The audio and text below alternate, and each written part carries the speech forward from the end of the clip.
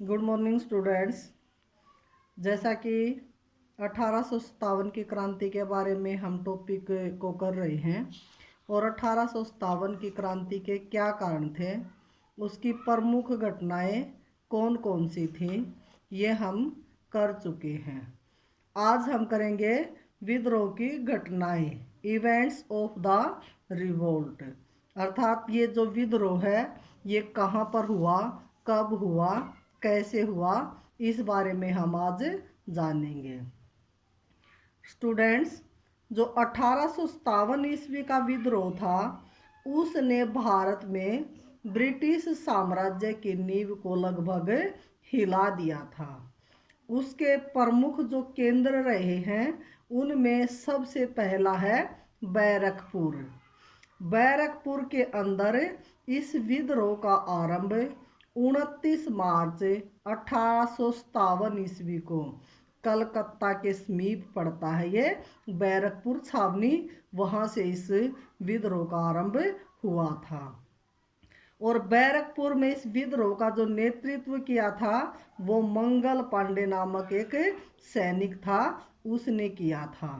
उसने चर्बी वाले कारतूसों का प्रयोग करने से इनकार कर दिया था और उसने ऐसा अपने साथियों को भी ऐसा करने के लिए प्रेरित किया था कि इन जो कारतूस हैं इन पर गाय और सूअर की चर्बी लगी हुई होती है और इसका प्रयोग ना करें। जब एक अंग्रेज अधिकारी था ह्यूगरसन, उसने इस चर्बी वाले कारतूसों का प्रयोग करने के लिए उनको विवश किया तो मंगल पांडे सबसे आगे बढ़ करके आया और उसको गोली मारकर इस दुनिया से ही विदा कर दिया, यमलोक उसको पहुंचा दिया।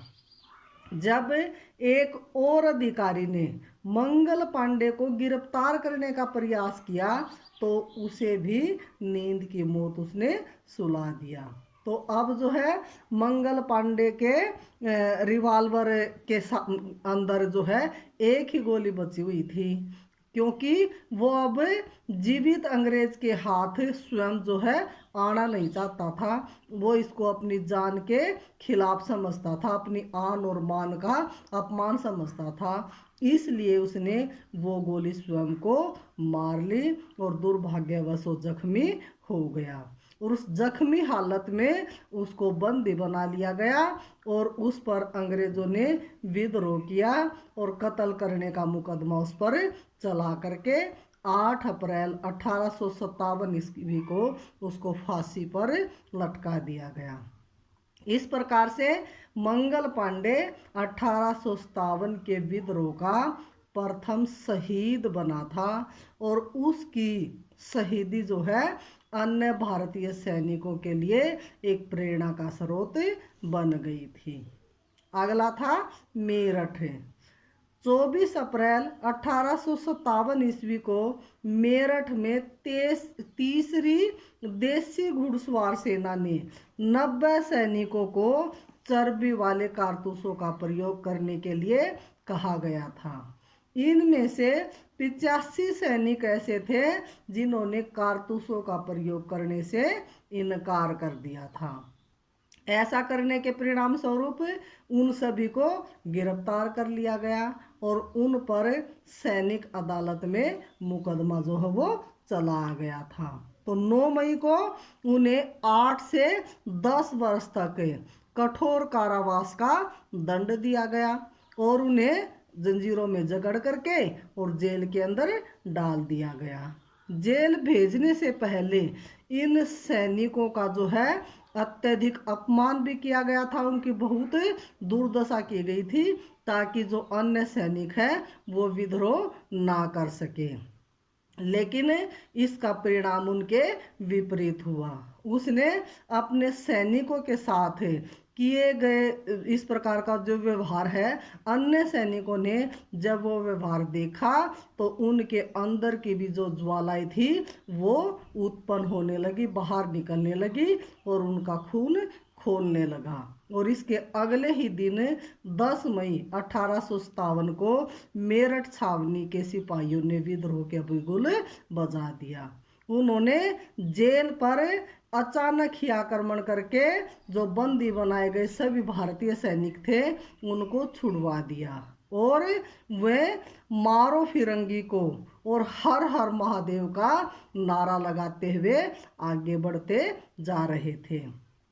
तो उन्होंने कुछ अंग्रेज अधिकारियों और उनके परिवारों को मौत के घाट उतार दिया, उनके घरों को जला दिया गया। उन्होंने सरकारी भवन थे, दफ्तर थे, कारखाने, अदालतें, इन सब को नष्ट कर दिया और जो सरकारी खजाने थे उनको भी लूटना आरंभ कर दिया। इस प्रकार से मेरठ को दिल्ली से जोड़ने वाली एक टेलीग्राफ लाइन थी उसको भी काट दिया गया। तो अंधेरा होते ही सैनिकों का एक घुड़सवार जो जत्था था वो दिल्ली की ओर चला रहा था। तो जनरल हीविट जो मेरठ छावनी का उस समय कमांडर था, उन्होंने इस विद्रोही सैनिक पर नियंत्रण पाने का कोई भी प्रयास नहीं किया। क्यों? क्योंकि उसे भय था कि कहीं मुझे भी मौत के घाट न उतार दे। उसके बाद आया दिल्ली।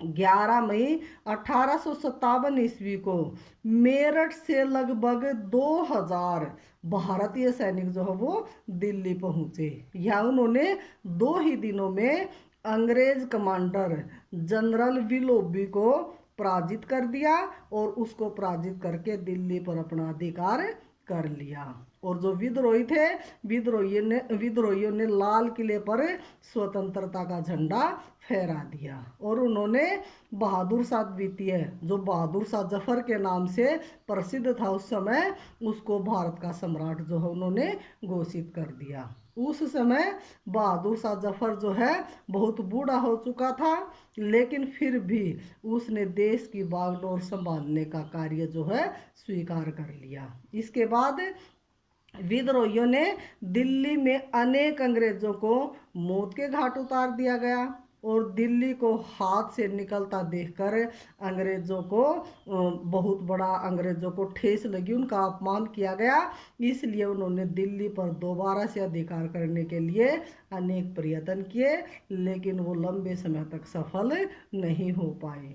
तो अंग्रेजी ने दोबारा से दिल्ली को अपने अधिकार में करने के लिए बहादुर शाह द्वितीय का जो सेनापति था बख्श खां, उसकी प्रशंसा करने का उन्होंने ठानी और अंत में जनरल निक्सन के नेतृत्व में सिखों और गोरखों की एक सेना थी जो 14 सितंबर को दिल्ली में पहुंच गई।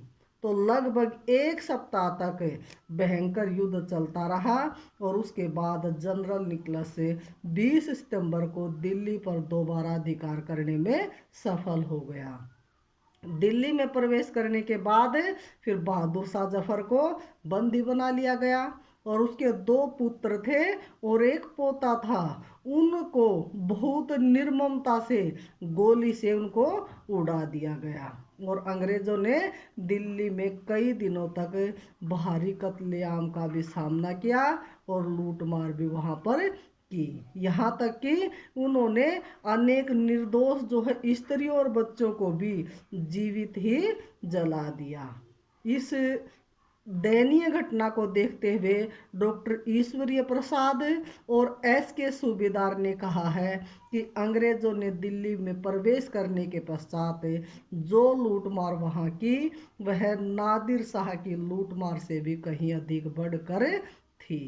इस प्रकार से बहादुर शाह जफर द्वितीय पर मुकदमा चलाया गया। उसे आजीवन कारावास का दंड देकर रंगून की जेल में भेज दिया गया और वहां रंगून की जेल में ही 1862 ईस्वी में उसका देहांत हो गया। और डियर स्टूडेंट्स, ये रंगून की जेल जो है वो ऐसी जेल थी जिसका जो वातावरण था वो बेहद ही खराब था। वहाँ पर अगर कोई लंबे समय तक रहता था तो या तो वो लंबी बीमारी का शिकार हो जाता था या वहाँ पर वो मर ही जाता था। ऐसी दुर्गंध वहाँ से आया करती थी। उसके बाद अगला हमारा केंद्र रहा है लखनऊ। लखनऊ जो है उस समय अवध की राजधानी हुआ करता था। तो यहाँ का जो विद्रोह का जो वेग था, जो गति थी, वो बहुत भयंकर थी, अत्यधिक तेज थी। यहाँ पर विद्रोहियों का जो नेतृत्व है वो वाजिब अली शाह की बेगम थी, हजरत महल, वो यहाँ का नेतृत्व कर रही थी। उसने 4 जून 1857 को अपने नाबालिग पुत्र बिरजिस कादर को अवध का नया नवाब घोषित कर दिया और क्रांति का बिगुल उसने बजा दिया। तो यहाँ विद्रोहियों की जो ज्वाला थी वो प्रज्वलित होते ही विद्रोहियों ने अनेक अंग्रेजों को मौत के घाट उतारना शुरू कर दिया। हेनरी लॉरेंस, जो उस समय अवध का चीफ कमिश्नर हुआ करता था, उसने जान बचाने के लिए अपने 1700 सैनिकों के साथ लखनऊ की ब्रिटिश रेजिडेंसी में जाकर शरण ली थी और विद्रोहियों ने तुरंत ही रेजिडेंसी को भी घेर लिया और उन्होंने हेनरी लॉरेंस सहित अनेक सैनिकों को मौत के घाट उतार दिया।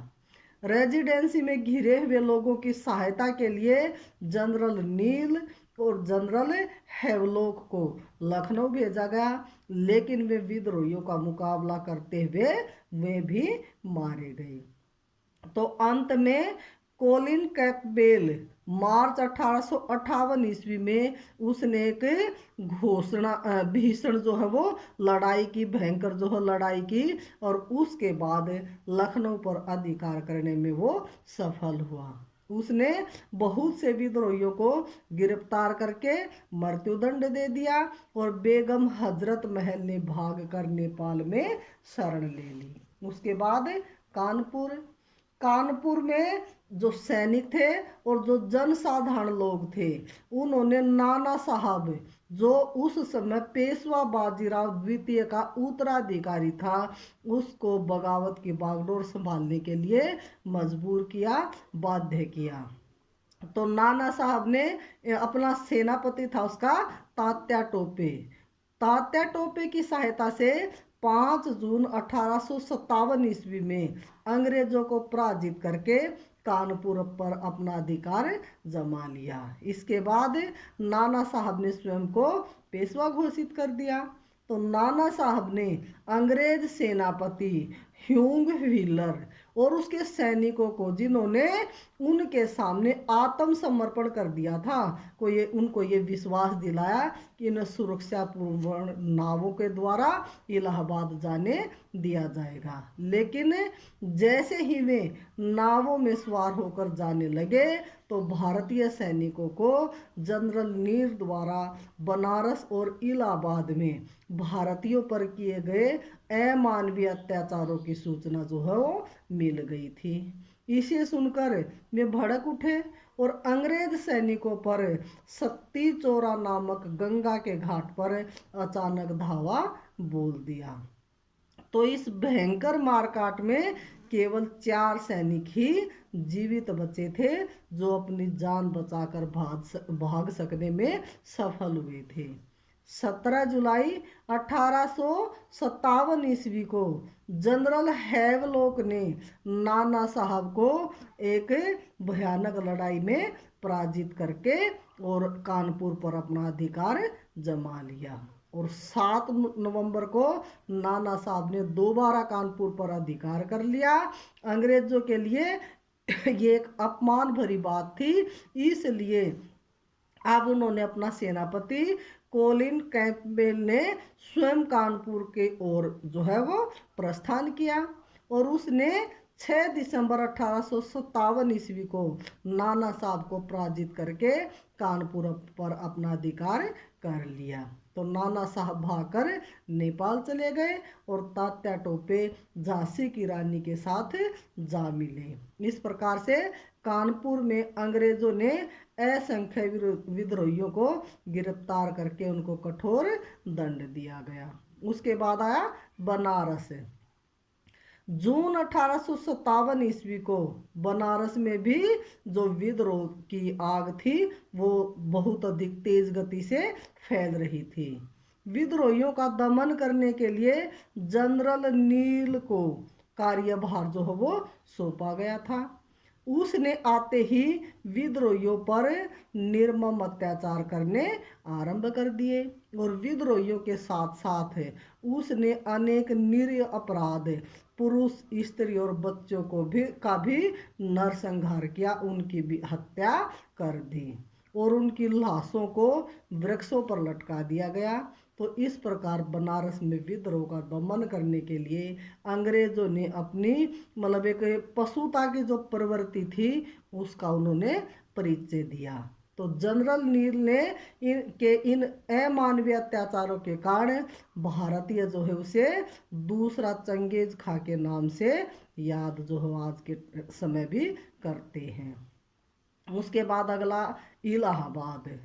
जून 1857 ईस्वी को इलाहाबाद में भी विद्रोह जो है वो आरंभ हो गया था। तो विद्रोहियों ने कुछ अंग्रेजों को पकड़कर मौत के घाट उतार दिया और बनारस में स्थिति पर काबू पाने के पश्चात जनरल नील इलाहाबाद की ओर आगे बढ़ा। तो उसने जल्द ही इलाहाबाद पर भी अधिकार कर लिया। यहाँ भी उसने बनारस की तरह ही विद्रोहियों और आम लोगों पर भयंकर अत्याचार जो है वो किए थे। उसके बाद आया मध्य भारत।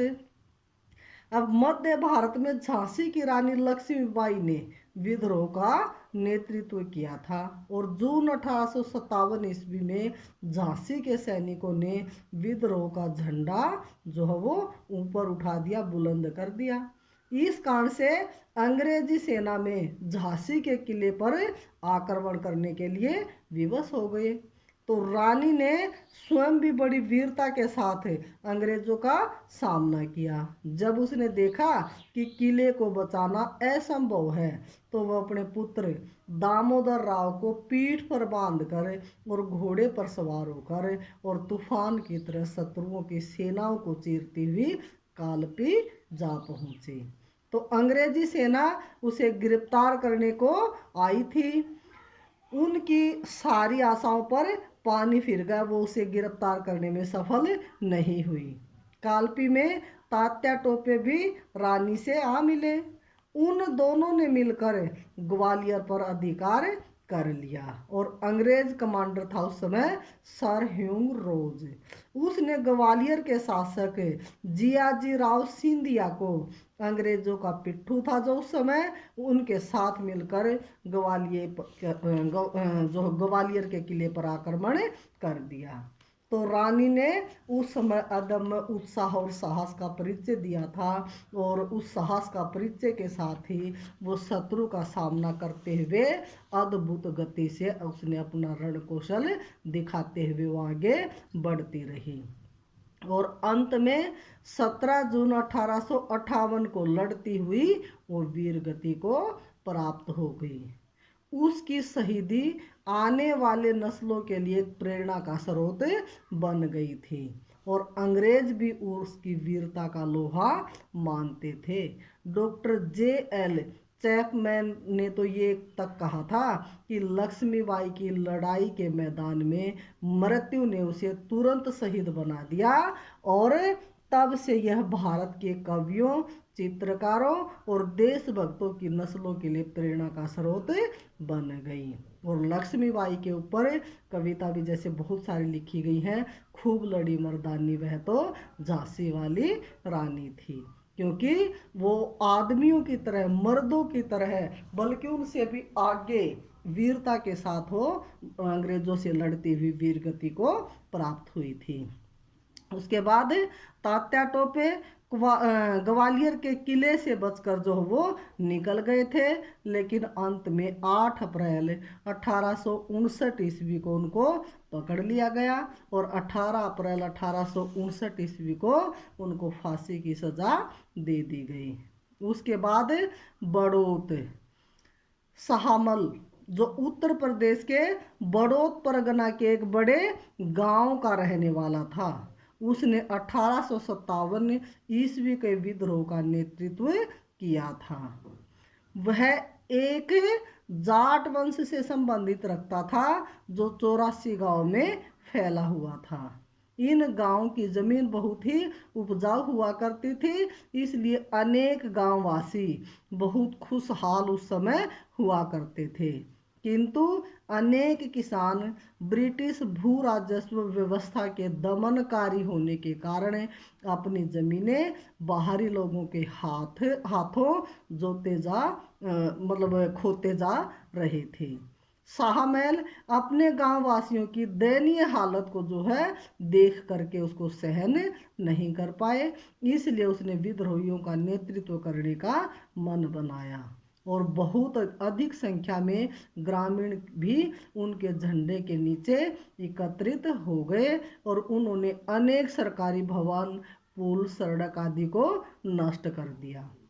और कुछ समय के लिए लोगों को ये लगा कि जो फिरंगी राज है वो अब खत्म होने वाला है, इसलिए शाहमल अंग्रेजों के साथ हुए इस युद्ध में जुलाई 1857 ईस्वी में मौत के घाट उतर गए और वो भी शहीद हो गए।